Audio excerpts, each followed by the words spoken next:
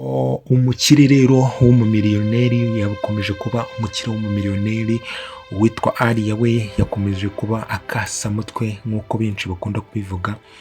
Yabaye akasamutwe rwose, yaje yiyemeje, yaje yakuye icyo bita agahukunyo, atingiye kuzengereza abantu batigeze bagira ikintu na kimwe bantwara, ahubwo ngombe mbatesha umutwe kugira ngo mbone icyo bita indonke. Niko njye mbibona ko uyu mukobwa nta kindi kintu arimo gushaka indonke cyangwa guhimuka, kuko Alia turibuka ko ubushize yari yafashe umwanzuro wo guhita afata ibikapu bye byose agahita yerekeza kwa Cedric. Kwa Cedric iwe atahazi, yese yerekeza ku kazi ke. Niko gukubitana rero n'umukobwa witwa Trisha, aramubaza ati se wowe uragenzwa n'icyo? Ati njyewe ndashaka uwitwa Cedric, nta kindi kintu kingenza aha ngaha. Ati se bimeze bite? Ati njye Cedric nta kuntu yantera inda ngo ngiye ngome hariya ibintu byanjye bitagenda neza, we yicaye aha ngaha aturamye, ntabwo ngiye bishoboka, ntabwo nshobora kwemera icyo kintu, ngomba kuza hano kandi ndahava ari uko mbonye Cedric.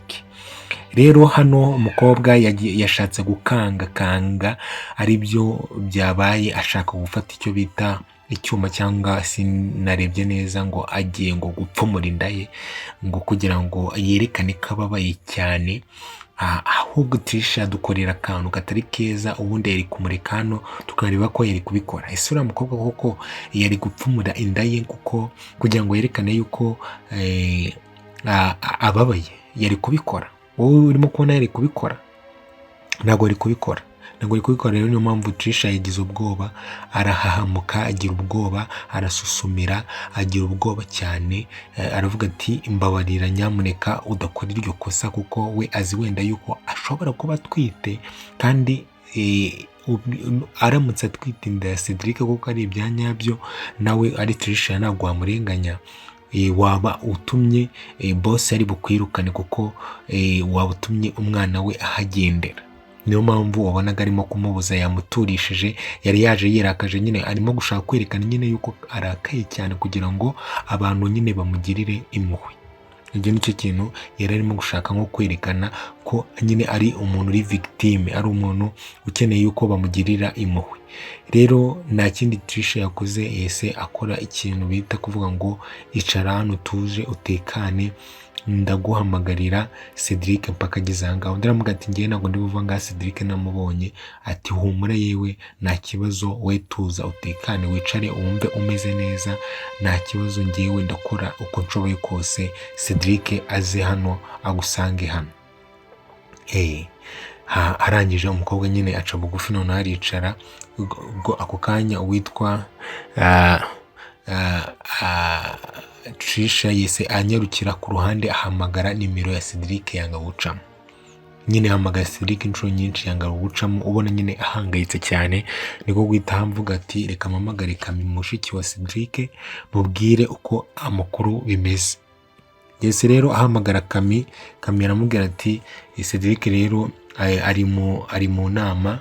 Undi amubwira ati rero hano byakomeye ku kazi, byakomeye kuko wa mukobwa witwa Alia, umwe watabaye Cedric, yafashe umwanzuro wo kuza hano ku kazi, ngo ntabwo ari buhave atabonanye na Cedric. Yazanye ibikapu bye byose, nko kumubwira ati yaje yiyemeje noneho ko aje kubana na Cedric byanga byakunda, kuko ikigaragara ni uko yafashe umwanzuro yuko yaje nyine kandi atari busubireyo. Kami rero yahise amubwira ati Cedric yari ari mu nama, niyo mpamvu arimo kumuhamagara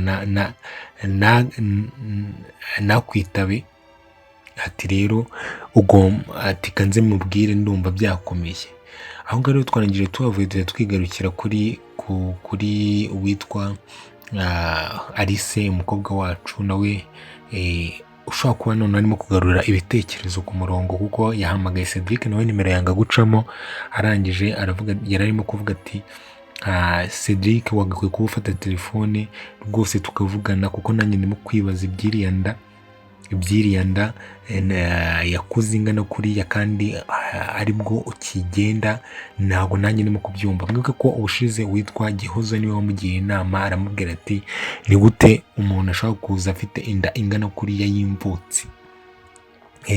Ntitubitekerezeho ngo tumenye yuko Cedric yabaga hano n'ahandi hantu yajyaga, n'igihe yaburiye yahise aboneka. Rero nta kuntu iriya nda yari kuba ari iya Cedric nyine, ntabwo byari gushoboka, ntabwo iriya nda yari kuba yaba ari iya Cedric. Uwitwa Gihozo we yarabihamyaga kugeza aho yemeje uwitwa Alice utarabyemeraga neza, wahubukaga cyane, agasa noneho avuga ati ibintu noneho uvuze noneho ndimo kubisobanukirwa. Rero hano Alice yari arimo kuvuga ati Cedric agakwiye kurimo gufata telefone rwose, bino bintu tukabivuganaho. Rero yabivuze uwitwa papa we amwegeye, ari hafi ye, araza ahita amubaza ati se iby'iyo nda ikuze ni iby'iki?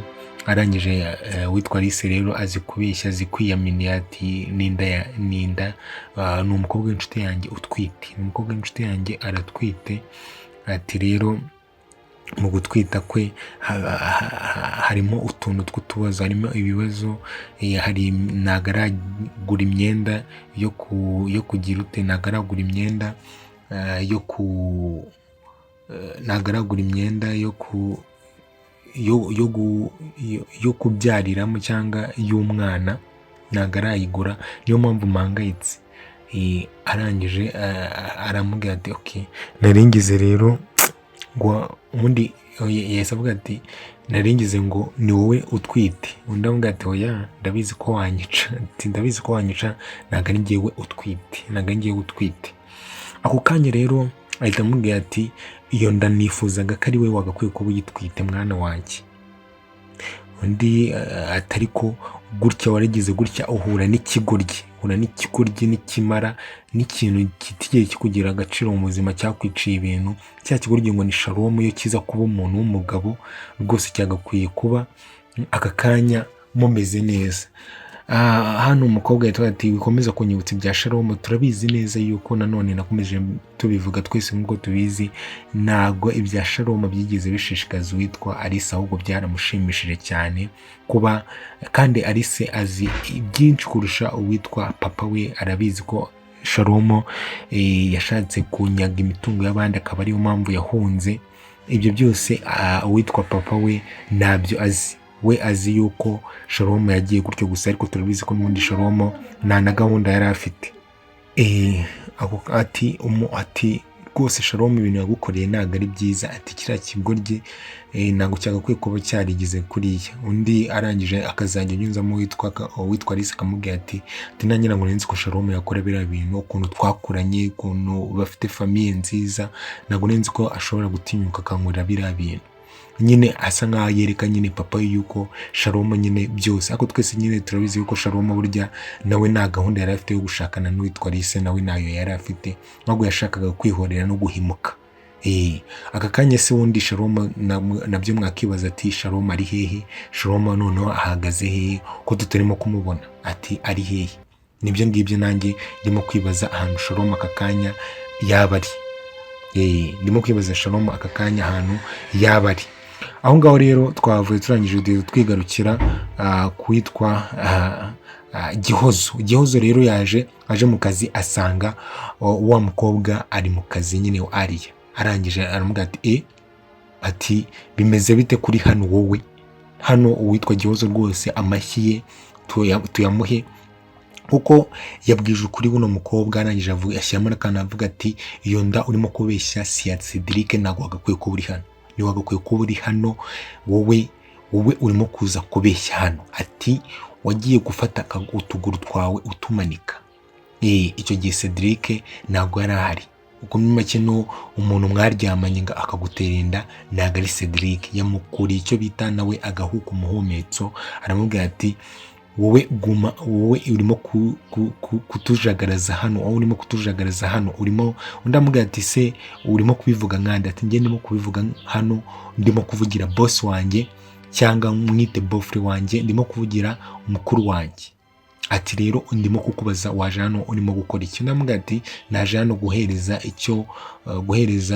Cedric icyo mukuru wawe atigeze amuha. Ati undi hano ariko ibyo yaravuze ntabwo ari byo, n'ubundi ntabwo yari kukimuha, batarashakana, ntabwo barashakana. Bivuga yuko kandi ikindi uno mukobwa arimo kwirengagiza yuko uno muhungu arimo kubwira ngo inda niye ni umukire kandi abakire ntabwo wababeshyira ibintu nk'ibyo. Ako kanya DNA zihita zipimwa, ako kanya ugahita ujya mu mafera beto. Mwabonye ibintu byabaye ku witwa Cedric. Nta muntu umenyera umukire w'umumiliyoneri, nta muntu ujya umumenyera, nta muntu ujya ukora iryo kosa. Hano iryo kosa ririmo gukorwa n'uwitwa Aria ndetse n'abandi bantu bafatanyije. Ako kanya rero Gihozo yakomeje kumubwiza ukuri, amubwira ati wowe uva aha ngaha ntabwo tugukeneye hano. Amubwiza ukuri kweruye kandi twakumvisha aho ngaho, ntabwo turi bubitindeho. Uwitwa rero Trisha Yesaza arangije ahita asaba uwitwa Gihozo yuko yagenda, ko ibintu ari bukemure. Gihozo agenda ariko ubona yuko hari ikintu runaka ashaka kuvuga, arimo kubona yuko uwitwa Ari arimo kubangama hano. Kuko yamaze kubibona yuko Cedric nta kintu na kimwe inda nyine atariye. Mwibuke ko ari nawe wagira inama uwitwa Alice ngo ashishoze. Gihozo amashyi turayaguhaye. Aho ngaho rero uwitwa Trisha uwitwa Ari yamubwiye ati wowe urimo gukora iki hano? Ati ko nakubwiye ngo umamagarire Cedric, ntabwo urimo kumuhamagara. Undi aramubwira ati ariko urimo gushaka iki?